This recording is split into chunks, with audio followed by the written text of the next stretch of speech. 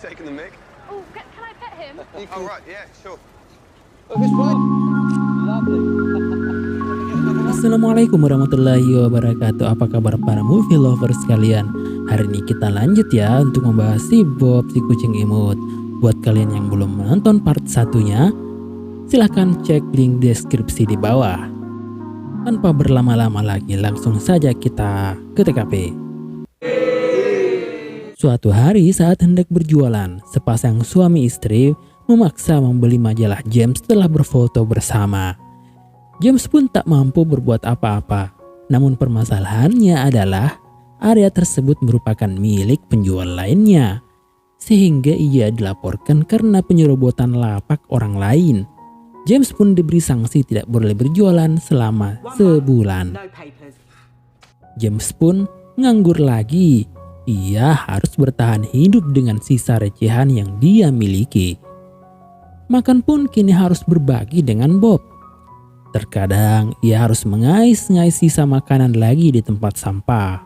Bahkan memarahi Bob yang tidak berhenti mengeong karena lapar. Stop it!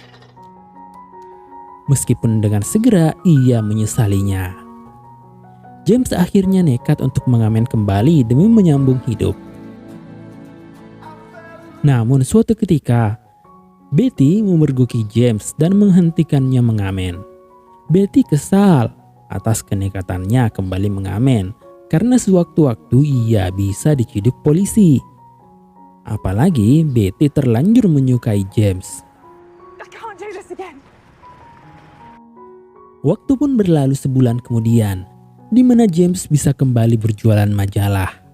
Namun baru saja berjualan kembali, tiba-tiba seorang ibu dan anaknya menyapa James dan Bob dan memaksa membeli Bob untuk si anak.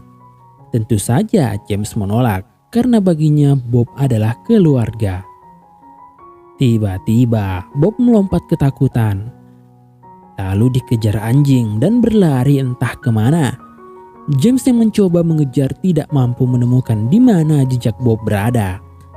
Sementara scan kemudian memperlihatkan sebuah surat kabar yang berisikan artikel mengenai James dan Bob. James sangat merana atas kepergian Bob, kawan satu-satunya yang selalu menemaninya dalam suka dan duka. Dalam kesedihan, ia mulai goyah untuk mabok lagi saat melihat seorang pengedar yang menjual narkotika dari balik jendelanya. Ia lalu menemui sang pengedar. Namun, di saat-saat terakhir, ia menguatkan tekadnya dan mengalihkan pembicaraan dan pulang ke rumah. Alangkah terkejut bahagianya ia saat mendapati Bob telah kembali. James segera mengelus, mencium, dan menggendong Bob, lalu meluapkan semua kerinduannya selama ini. Sementara itu, di sebuah kantor penerbit, dua orang wanita sedang membicarakan kepopuleran James dan Bob di media sosial. Singkat cerita, mereka tertarik bekerja sama dan menuangkan kisah Bob dan James menjadi sebuah buku. Hari pun berganti. Val akhirnya mengizinkan James untuk menghentikan dosis metadon sebagai tahap akhir dari rehabilitasinya. Dan James pun wajib mengisolasi diri selama seminggu. Val mengingatkan bahwa ia akan sangat menderita dan membutuhkan dukungan dari keluarga. Namun James optimis, ia bersama Bob yang menemaninya akan melewati semua kesulitan yang ia hadapi. James pun pamit ke Betty, namun Betty tampak enggan bertemu. Dengan terpaksa, James hanya berdiri di depan pintu. Ia kemudian meminta maaf karena telah mengecewakan Betty selama ini dan pamit untuk karantina. Betty yang tersentuh kemudian membukakan pintu untuk James lalu membicarakan persiapan yang dibutuhkan James untuk karantina. Karantina pun dimulai dan James menghentikan dosis metadonnya. Ia terlihat menderita, efek sakau mulai muncul.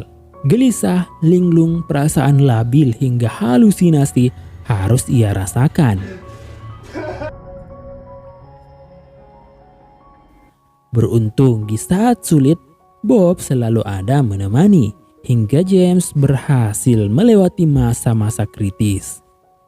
Seminggu kemudian, James terlihat sangat segar dan seolah terlahir kembali. Ia berhasil melewati masa sulit dan kini sepenuhnya telah bersih dan terlepas dari pengaruh narkotika. Val pun sangat bangga. James lalu pamit kepada Val untuk yang terakhir kalinya dan berterima kasih atas bantuan Val selama ini. Kemudian James lalu berkunjung kembali ke tempat Betty, di mana terlihat barang-barangnya telah di-packing. Betty ternyata telah memutuskan untuk pulang ke rumah orang tuanya. Ia merasa tempat ini adalah kehidupan kakaknya dan ia memutuskan untuk move on. Namun sebelum berpisah, Betty memberikan alamat rumah beserta nomor teleponnya kepada James. Sekaligus nama aslinya yang ternyata bernama Elizabeth Taylor. Tak lupa juga ia memberikan surat penting dari sebuah penerbit buku untuk James yang dititipkan seseorang kepada Betty. Tak lama kemudian James lalu menemui orang-orang dari penerbit tersebut.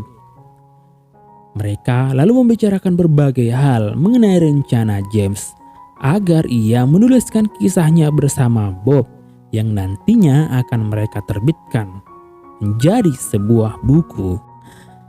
Setelah pertemuan dengan penerbit, James kemudian mampir ke rumah ayahnya untuk memberitahukan kesembuhannya dan meminta maaf.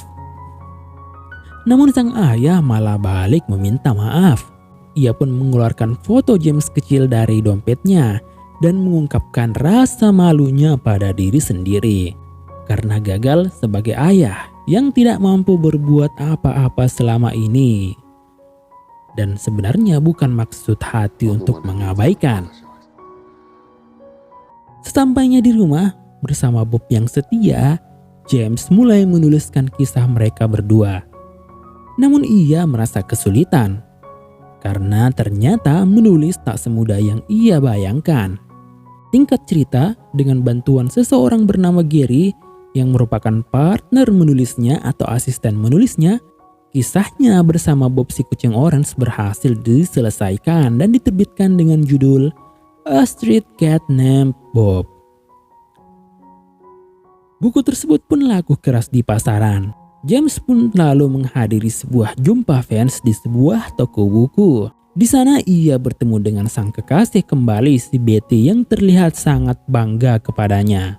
James pun lalu menuju ke tempat para penggemar yang telah menunggu, di mana ia bertemu dengan ayahnya yang juga hadir, beserta orang-orang yang pernah ia dan Bob temui saat masih berjuang di jalanan. Para penggemar pun menyambut dengan antusias. Dengan Bob yang duduk manis di depan mimbar, James memberikan pidato yang mengharukan tentang kesempatan kedua yang ia dapatkan berkat keberadaan si Bob. Sesi kemudian dilanjutkan dengan menandatangani buku para fans, dan film pun ditutup dengan James yang sedang bernyanyi di jalanan ditemani oleh Bob. Come on, you guys.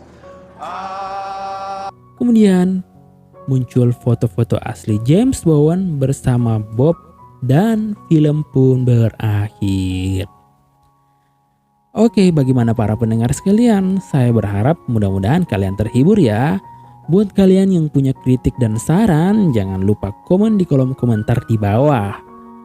Jangan lupa like and subscribe. Oke, cukup sekian. Assalamualaikum warahmatullahi wabarakatuh.